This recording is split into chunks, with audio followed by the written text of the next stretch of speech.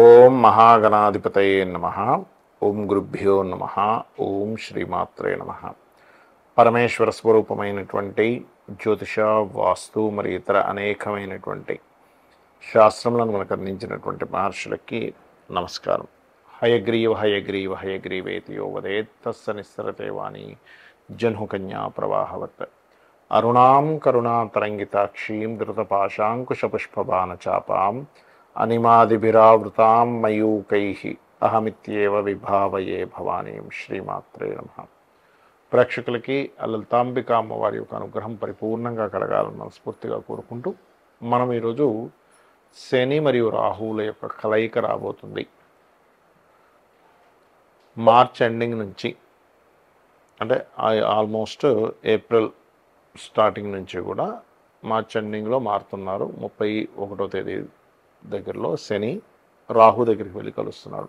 ఈ శని రాహువులు ఇద్దరు కూడా మనకి మీనరాశిలో కలిసి ఉన్నందుకు ఇది ఏప్రిల్ మరియు మే, పూర్తిగా ఏప్రిల్ మొత్తము మే మొత్తము కలిసి ఉంటారు. 2 నెలల పాటు ఉండేటువంటి ఈ కలయిక వల్ల ద్వాదశ లగ్నముల వారికి, లగ్నం తెలియని వారు రాసి చూసుకోండి, వారికి ఎటువంటి ఫలితములు జరగనున్నాయి, ఏ విషయాల పట్ల జాగ్రత్తగా ఉండాలి, మరియు ఈ గోచారం దేశాల మీద లేనట్లయితే మిగతా వాటి మీద ఎలాంటి ప్రభావం చూపిస్తుంది అనేటువంటి విషయాలు చెప్తుంది. నేనైనప్పటికీ కూడా చెప్పిస్తుంది సాక్షాత్ లలిత అమ్మవారిగా భావిస్తూ ఒక్కొక్క లగ్నం గురించి మనం తెలుసుకుందాం. మకర లగ్నము, మకర రాశి. మకరం వారి కనుక చూసుకున్నట్లయితే ప్రత్యేకంగా ఈ యొక్క రాశి వారికి చూసుకున్నట్లయితే ఈ 3వ స్థానంలో శని రాహువులు. 3వ స్థానం అనేటువంటిది మంచిదే మకరం వారికి, ఎందుకంటే 3, 6, 11 స్థానాలు పాపగ్రహాలు ఉంటే మంచిది. దీనివల్ల ఏమిటంటే కొంతవరకు మీకు ఏదైతే ప్రయత్నాలు చేస్తుంటారో ఆ యొక్క ప్రయత్న సంబంధంగా చేసేటువంటివి మీకు తొందరగా కలిసి రావడం కానివ్వండి, కొంచెం చేసేటువంటి ప్రయత్నాల్లో కొంచెం ఫలితం రావడం కానివ్వండి, ఇవి బలంగా చూపిస్తుంది. అంటే ఈ ప్రయత్నం ఏదైతే ఉంటుందో, అంటే పరాక్రమ స్థానంగా చెప్తూ ఉంటారు, సహోదర స్థానంగా చెప్తూ ఉంటారు, అదేవిధంగా కొన్ని అగ్రిమెంట్స్ స్థానంగా చెప్తూ ఉంటారు. ఆ యొక్క అగ్రిమెంట్స్ చేసేటువంటి విషయాల్లోనే ఒక్కొక్కసారి ఏమవుతుందంటే గురుచండాల యోగాన్ని సంబంధంగా కర్మకారకుడు ఉన్నాడు కాబట్టి ఒక్కొక్కసారి మనం అగ్రిమెంట్లో ఏముంది ఏంటని చూసుకోకుండా అగ్రిమెంట్స్ చేయడం వల్ల ఇబ్బంది వస్తుంది. కాబట్టి ఆ యొక్క విషయాల్లో కొంత జాగ్రత్తగా ఉండండి. కాకపోతే ధైర్యంగా తీసుకునేటువంటి కొన్ని స్టెప్స్ మంచి ఫలితాలు ఇస్తాయి. అదేవిధంగా మార్పు అనేటువంటిది ఇస్తుంది మకరం వారికి. అంటే ప్రదేశం మార్పుని, లేదా ఇంట్లో తక్కువగా ఉండడం, బయట ఎక్కువగా తిరగడం, ఎక్కువగా రకరకాల ప్రాంతాల్లోనే ఎక్కువగా తిరగడం, ఉన్న ఇంట్లో ఉండకుండా వేరే వేరే ప్రాంతాలు జోలికి వెళ్ళడం, ఇట్లాంటివన్నీ ఎక్కువగా జరుగుతూ ఉంటాయి చూసుకున్నట్లయితే. కాబట్టి ఈ యొక్క కాంబినేషన్ అనేటువంటిది ఇస్తుంది ఈ శని రాహువుల యొక్క కలయిక అనేటువంటిది. అలాగే మరొక విషయం ఏంటంటే ఇక్కడ గమనించుకున్నట్లయితే ఇక్కడ ఈ కాంబినేషన్ ఏదైతే ఉందో ఇది కాంపిటీషన్ రిలేటెడ్ సంబంధించిన కొంత స్పోర్ట్స్ రంగాల్లో ఉంటారు, అటువంటి వాటికి మంచిది చెప్పాలంటే. అదేవిధంగా కొన్ని గతంలో ఆగిపోయినటువంటి కొన్ని హయ్యర్ ఎడ్యుకేషన్గా కొన్ని చేసేటువంటి కొన్ని రీసెర్చెస్ రిలేటెడ్ అట్లాంటి వాటిల్లో కొన్ని మొట్టమొదటిలో కొంత ఒడిదుడుకులు వచ్చి దాని తర్వాత వాళ్ళకి సక్సెస్ అనేటువంటిది పెరుగుతుంది, అందులో ఎటువంటి సందేహం లేదు. అలాగే ఇక్కడ గమనించుకున్నట్లయితే ముఖ్యంగా ఈ కాంబినేషన్ ఉన్నప్పుడు మంగళవారాలు ఎట్టి పరిస్థితుల్లో ఇందులో ఇన్వెస్ట్మెంట్ చేసేటప్పుడు ఇన్వెస్ట్మెంట్స్ కొంచెం మంగళవారాలు కొంత అవాయిడ్ చేయండి. మరియు మీరు చేయవలసిన దేవతారాధన లలితా సహస్రనామాల యొక్క శ్రవణం ఎక్కువగా చేయండి. మరియు దత్తాత్రేయుడి యొక్క ఆరాధన, జయ గురుదత్త, శ్రీ గురుదత్త అనే నామస్మరణ, రాహు శని కేతు గ్రహాల దగ్గర దీపారాధన, గోవులకి బెల్లం తినిపించడం చేయండి, అన్ని విధాలు బాగుంటుంది. శని రాహువుల యొక్క కలయిక ఎప్పుడైతే మీన రాశిలో ఉందో ఇది ప్రధానంగా దేని మీద ప్రభావం చూపిస్తుంది అంటే ఇది కొంచెం విదేశీ సంబంధించిన వాటి మీద ఎక్కువగా ప్రభావం చూపిస్తుంది. అంటే ఎట్లాంటి వాటి మీద,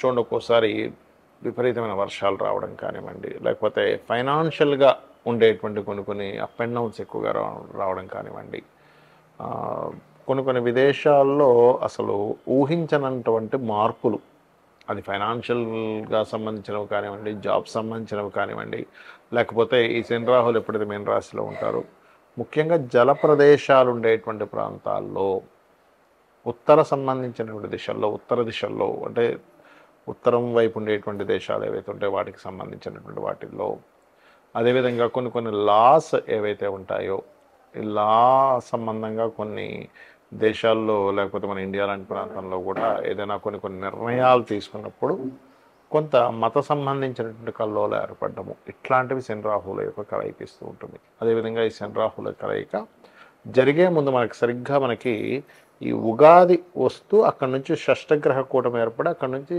అట్లా ఆ గ్రహాలన్నీ కదిలిపోయి వస్తుంది. కాబట్టి మీన రాశిలో ఎప్పుడైతే ఇన్ని గ్రహాలు కలయికై దాని తర్వాత శని రాహులు రెండు మిగులుతున్నాయో ఇది పర్టికులర్గా ఏంటంటే అనేకమైనటువంటి వృత్తులు వ్యాపారాలు ఏవైతే ఉన్నాయో అనేకమైన వ్యాపారాల్లో చాలా చేంజెస్ తీసుకొస్తుంది ఈ కలయిక అనేటువంటి చూసుకున్నట్లయితే. మీరు చూస్తూ ఉండొచ్చు కావాలంటే ఇది.